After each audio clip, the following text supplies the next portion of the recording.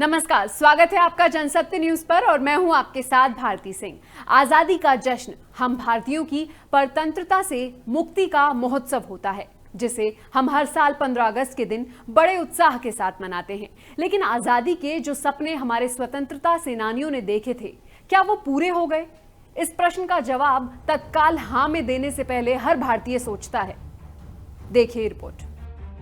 हम आजाद हैं और आजादी के जश्न में 130 करोड़ भारतीयों की पूरी भागीदारी है।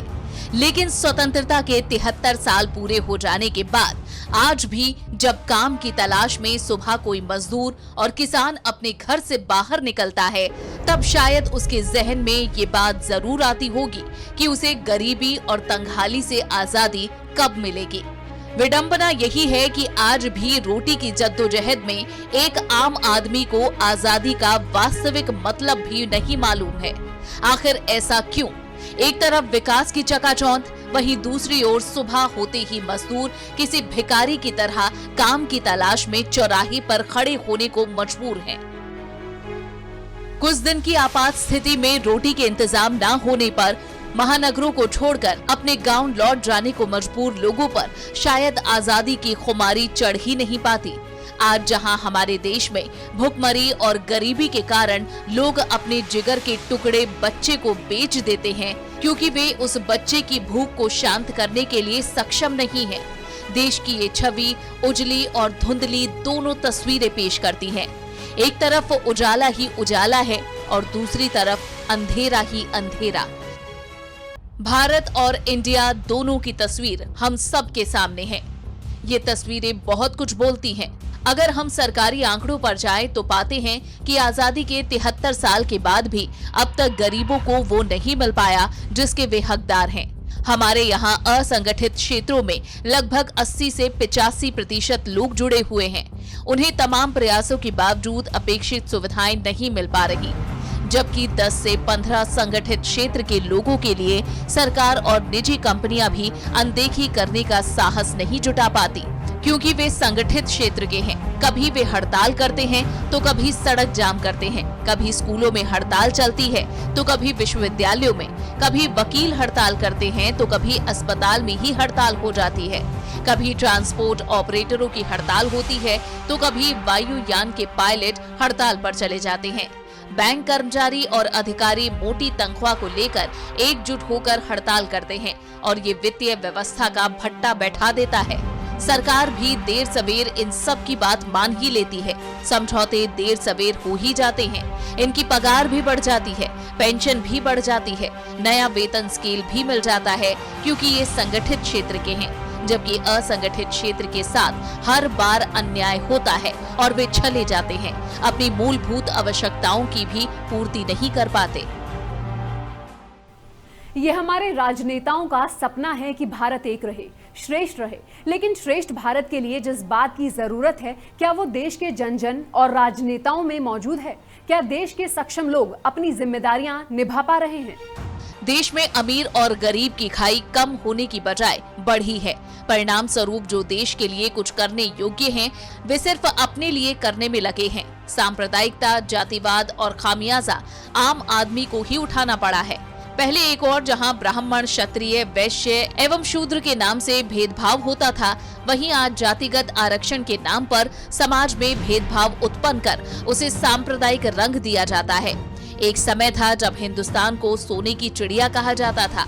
दुनिया को विज्ञान से लेकर चिकित्सा तक का ज्ञान हमने कराया, लेकिन तस्वीर के दूसरे पहलू की कई बातें ऐसी हैं जो भारत की सुनहरी तस्वीर को बदरंग करती हैं।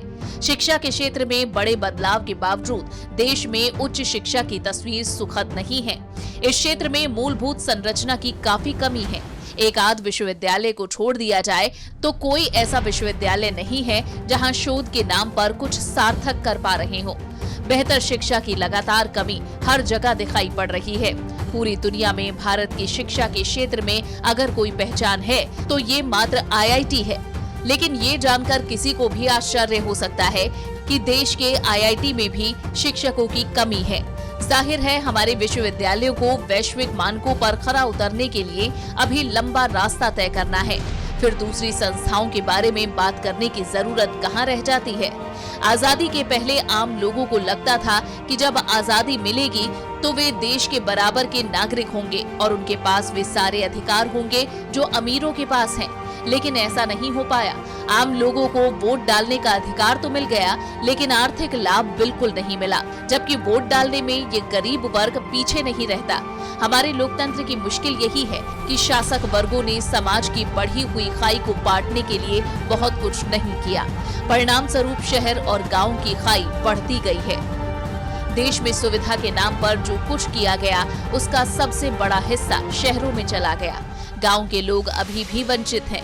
आज देश के निर्वाचित सांसद विधायकों में 40 से 45% करोड़पति हैं, जो कि उनके द्वारा घोषणा पत्र में मालूम होता है, जबकि अघोषित संपत्ति इससे कहीं अधिक है। हमारे देश में प्रथम राष्ट्रपति डॉक्टर राजेंद्र प्रसाद जब राष्ट्रपति पद से सेवानिवृत्त हुए तो ना तो उनका दिल्ली में अपना मकान था और ना ही पटना में। इसी कारण वे पटना के सदाकत आश्रम में रहे। आज महापुरुषों के आदर्श की बात सिर्फ बोलने के काम ही आ रही है, उसे अपने जीवन में कोई नहीं अपना रहा।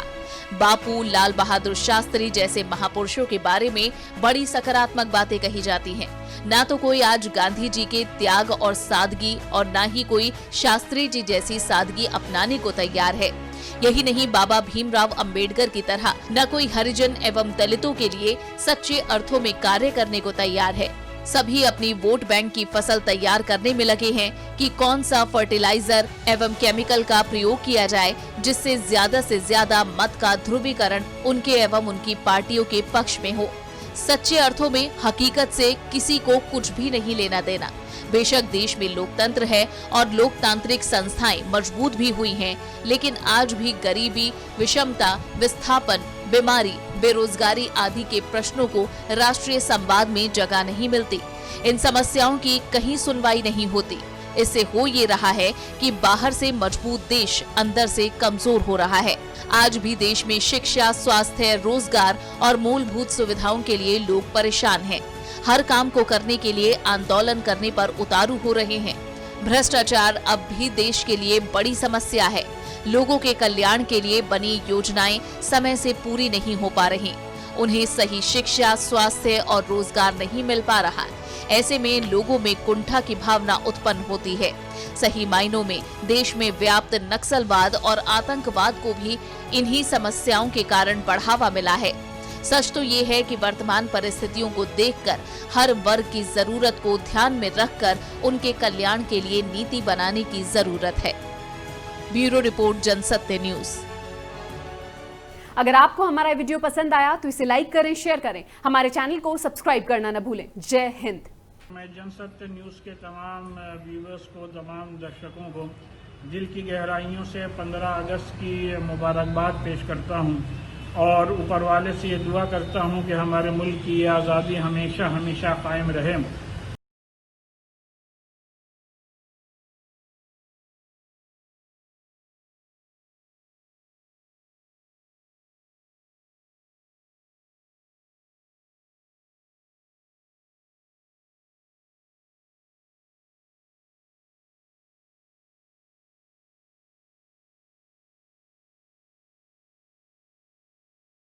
नमस्कार, आदाब, अस्सलाम वालेकुम। जनसत्य न्यूज़ के सभी दर्शकों को आज 15 अगस्त हमारे आज़ादी का जो दिन है उसकी शुभकामनाएं, बहुत बहुत शुभकामनाएं। हम कभी ये आज़ादी हमको मिल गई है, लेकिन हमने सोचा है कि एक आज़ादी क्या होती है, तो इस आज़ादी को आगे बढ़ाएं हम। और ये आज़ादी आगे बढ़ेगी जब जब हम मुल्क की तरक्की में अपने आप को झोंक देंगे। तो इसलिए आज ये आज़ादी के दिन का बेहतरीन जो खुशी का जो मंज़र तब होगा जब कि हम में से हर एक दृढ़ निश्चय करेगा कि मुल्क को देने के लिए मैं क्या करूँगा। ये हमारा दृढ़ निश्चय हो आज के दिन के लिए। आदाब, शुक्रिया, थैंक यू।